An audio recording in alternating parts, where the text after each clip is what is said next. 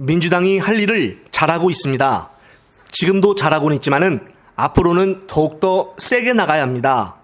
오늘 주말인데도 불구하고 민주당 검찰 독재 정치탄압 대책위원회는 입장문을 내고 최근 국민 10명 중 6명이 김건희 특검에 찬성한다는 여론조사 결과가 발표됐다고 말하며 그럼에도 불구하고 검찰 수사가 부실하고 불공정하기는 짝이 없다고 밝혔습니다.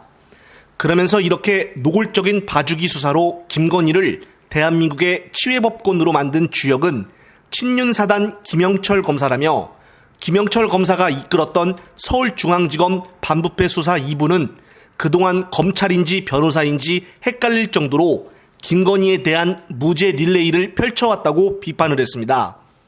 그러면서 지난 3월 코바나 컨텐츠 대기업 협찬 의혹에 대한 무혐의 처분을 시작으로 해서 삼성전자의 아크로비스타 뇌물성 전세권 설정 의혹, 도이치 파이낸셜 주식 저가 매수 의혹도 모조리 무혐의 처분을 해버렸다고 덧붙였습니다.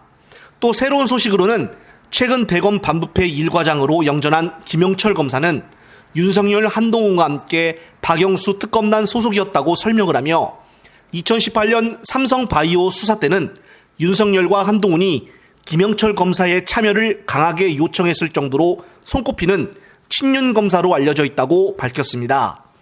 그 이후로 공교롭게도 김영철 검사는 2011년 윤석열과 함께 대검중앙수사부에 근무한 이후 귀족 검사의 길을 걷기 시작했다고 부연했습니다. 아울러 귀족 검사의 특혜를 이어가기 위해 파견 꼼수까지 동원된 것으로 보인다며 무엇보다 공정하게 집행해야 할 인사권과 검찰권을 남용한 것은 아닌지 강력히 의심할 수밖에 없는 대목이라고 주장을 했습니다. 정말 검찰 하는 행태를 보면은 기가 막힐 수밖에 없는데요. 여기에 추가적으로 김건희에 대해서 말하는 송 전 대표의 관련된 영상 보시고 이어가겠습니다.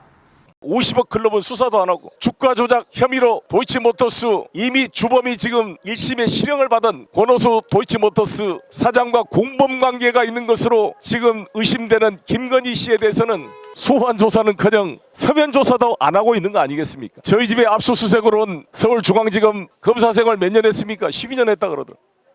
제가 이렇게 반문했어요. 이런 거 하려고 검사 됐습니까? 이게 지금 특수부가 할 일입니까? 김건희 씨 왜 수사 안 합니까? 물어봤어요. 잘 모르겠다 그래요. 자기들도 부끄러워하고 있습니다. 특수부 검사 2부에 14명의 검사가 있다는데 6개월 동안 14명의 검사가 국민 세금으로 월급 받고 할 일입니까 이게?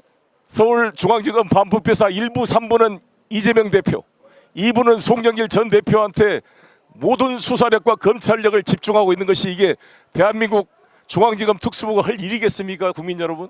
네, 정말 몇 번을 다시 들어봐도 송 전 대표의 말이 틀린 점이 하나도 없습니다. 어제는 이정화 검사, 오늘은 김영철 검사 등 앞으로도 계속적으로 민주당이 할 일을 찾아 검사 탄핵에 앞장서야 합니다. 하지만 무엇보다 역시 가장 중요한 것은 내년 총선입니다.